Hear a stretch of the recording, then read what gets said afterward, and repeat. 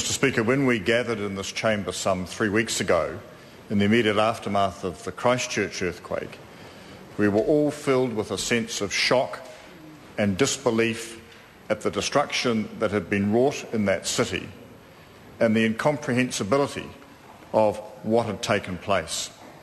And over the last 3 weeks, as we started to come to grips with that reality and the process of recovery has got underway, we've begun to understand a little more about nature's forces and the circumstances that give rise to these events.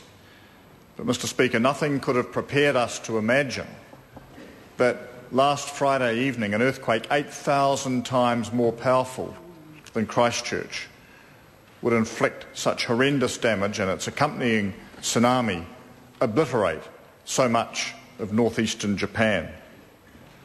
While we properly mourn for those who died in Christchurch and who suffered loss, we find it hard to comprehend the scale of the figures being talked about in the Japanese case.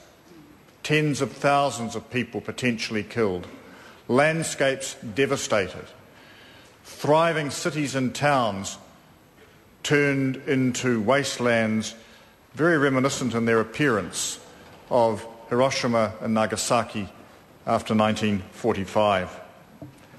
And then there are the things that really bring it home to us. The fact that the urban search and rescue teams who struggled so valiantly in Christchurch are now without respite doing precisely the same task in Japan.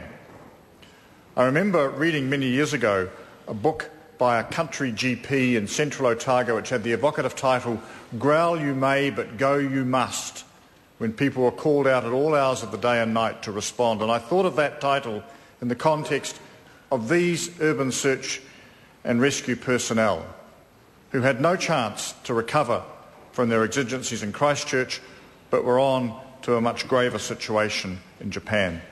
Mr. Speaker, I join with others in expressing sympathy to the government and the people of Japan in their sad loss, expressing gratitude to the government of Japan for its help to New Zealand in our hour of need, and expressing the hope that our personnel who are now helping in Japan can effect some small area of progress in what will be a massive battle to restore normality and the usual way of life to the people of Japan. Our thoughts are very much with them at this tragic time. The question is that the motion be agreed to. Those of that opinion will say aye. To the contrary, no. The ayes have it. The Honourable John Carter. Mr. Speaker, I wish to make a ministerial statement understanding